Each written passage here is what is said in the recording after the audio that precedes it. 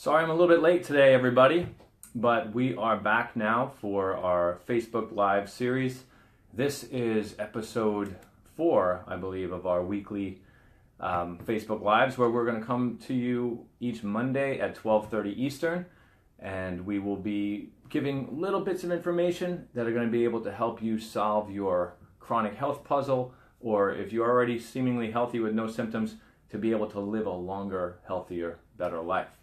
So we keep these kind of short, and there are comments you can make and you can leave if you'd like to. You can email us in between and ask questions, or even can suggest different topics if you'd like us to bring them up, or different chronic conditions that you might have, and we'll discuss them as we go. Each week we'll have a new topic. So this week's topic is the case against breakfast. Stop eating breakfast.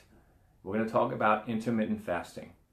Intermittent fasting is a topic that is near and dear to my heart. I've been doing it for about 2 years now, and it has done dramatic things and amazing things for my health and my athletic performance, my brain performance.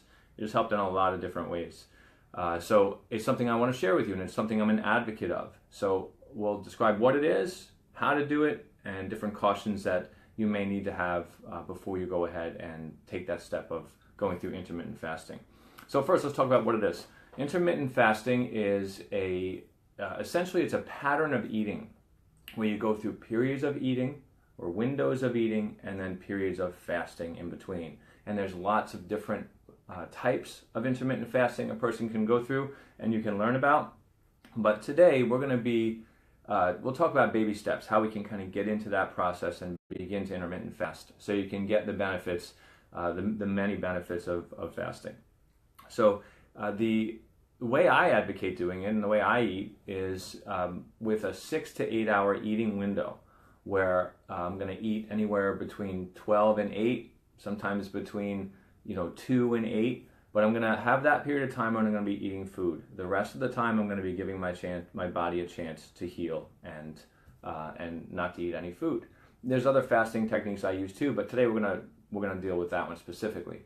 So the reason why this works so well is because in our bodies, when we eat food, we have 2 places we can store sugar. One of them, I talked about this in the last Facebook Live. One of them is the liver. The other one is in the skeletal muscles. After that, all the storage ports are filled up. And the body stores sugar as something called glycogen. And as we go through fasting, let's say you finish eating at 8 o'clock at night, your body will have between 6 to 8 hours that it will be burning those stored sugars. It'll burn that glycogen for about 6 to 8 hours. Then after that happens, it's going to be forced to get your fuel from an alternative source. It's going to begin to tap into your fat cells and begin to burn the fat, which is what everybody wants to do. So if we can spread out the amount of time that we eat between, we're going to be able to be burning more fat as we go through that. And the benefits to doing this, there's many of them, and there's a lot of published research, a lot of very recent published research on this. But some of the benefits are, 1, reducing inflammation. Inflammation, if you have chronic illness or chronic disease, or even if you're healthy, if you're inflamed, that's going to cause you to have symptoms or lead you down the path of chronic disease, whether it's an autoimmune condition or a heart attack or even cancer. Name of the game is to lower inflammation. We want to do that. Second thing it'll do, it will improve insulin sensitivity.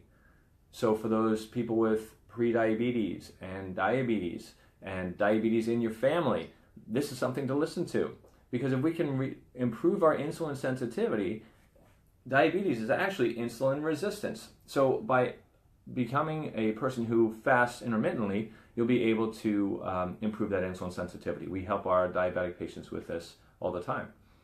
The third thing it'll do is boost human growth hormone. So if you've all heard about anti-aging, so if you think about anti-aging, when I think about anti-aging, I think about the one hormone. If I had to name one, it would be human growth hormone. And if we can increase human growth hormone, then we're going to live a longer life, research says. We're going to preserve muscle mass, which everybody wants to do. And you'll live a more athletic life. So some studies show that human growth hormone can be improved up to 1,600% by intermittent fasting.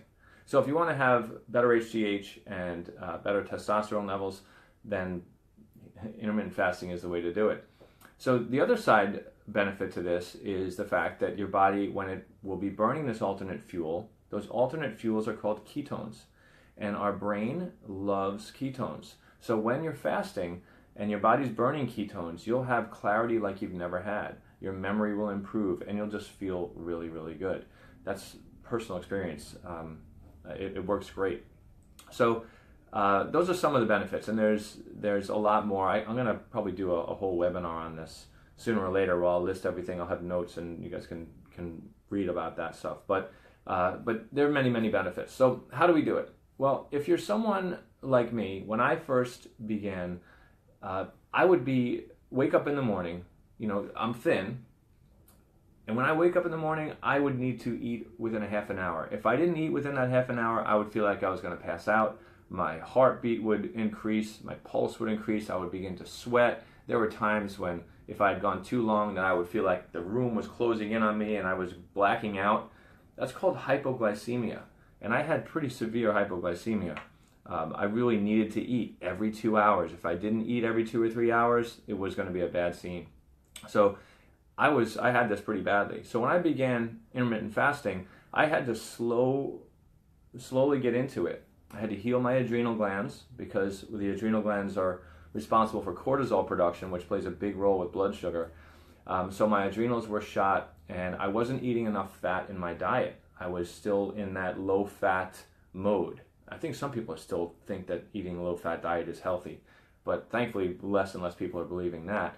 So I wasn't eating enough fat and my adrenals were shot, and because of that I was hypoglycemic. So as I began, I had to slowly begin to push things back, where I would push my breakfast back a half an hour and another half an hour, and I would replace all sugar, which if you're going to do this, you need to eliminate sugar. You just got to eliminate sugar anyway. If you want to get sick, then continue eating sugar. Otherwise, get rid of it. And you'll never get over hypoglycemia if you don't get rid of sugar. So get rid of sugar and start pushing your eating window back and your breakfast back until eventually your breakfast is not there anymore. And your first meal will be at 12 or 1 or 2 or however long you can push it back. And some people are concerned, well, if I don't eat, if I fast, won't my body begin to burn muscle? No. Your body won't burn muscle. The research shows very clearly that this preserves muscle. So your body's not going to burn your muscle. So don't worry about that. But push back for breakfast as long as you can. That way you can have that eating window of 6 to 8 hours. When you do that, you'll probably have a period of time, maybe 3 to 5 days, where your body is going to have to change a little bit enzymatically. You will begin to upregulate the enzymes that are going to burn fat and downregulate the enzymes that are going to burn sugar. And once that process happens, then your body will become adapted. Once you're adapted, you can easily go through this, and you can easily go through longer fasting periods as well. But this is a way of life for myself. It's also a way of life for my wife. Both of us push this back and we don't have breakfast anymore. And I'll tell you, on weekends sometimes when we don't intermittent fast, those are the days that I'm the hungriest.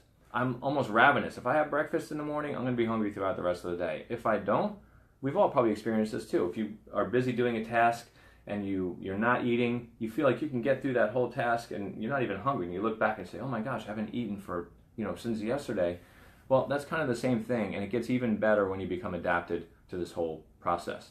So a couple cautions for people. If you are diabetic, specifically if you're type 1 or type 2 diabetic, consult your healthcare practitioner, hopefully your medical doctor and your alternative medicine practitioner, so we can learn how to fast and do it the right way. Because the danger with diabetics in fasting is that blood sugar drops too low. When they're taking too much insulin, when they're taking too much of their metformin on fasting days, that's a problem. You need to make sure that you're monitored the right way. But this is very important, especially for diabetics, to do. So don't shy away from it if you're diabetic. This is something you absolutely need to do if you're diabetic. Or if you're afraid of diabetes, definitely do this. But make sure you do it the right way. And the second people that have a little more concerns are people that are the hypoglycemic people. Also women who have a lot of menstrual cycle pain and PMS. we need to clear out liver in those people, fix the liver and fix the adrenals in those people. And as we do that, then they can begin to reap the benefits of fasting. So that's it. That's really all I wanted to talk about today is fasting. Do it. Learn about it. If you're concerned about aging, which you should be, if you're concerned about gaining weight or concerned about diabetes, or if you have IBS, or if you have any chronic condition, research is pointing to fasting as being an amazing thing. I'm going to talk about block fasting at some point in the future, but the research on that is completely amazing. I'll get into it on another day. But as you can tell, I get excited about this sort of thing, and each week we'll bring this stuff back to you, bring you hopefully usable, relevant information that can help you. So enter information and enter questions into the comment box.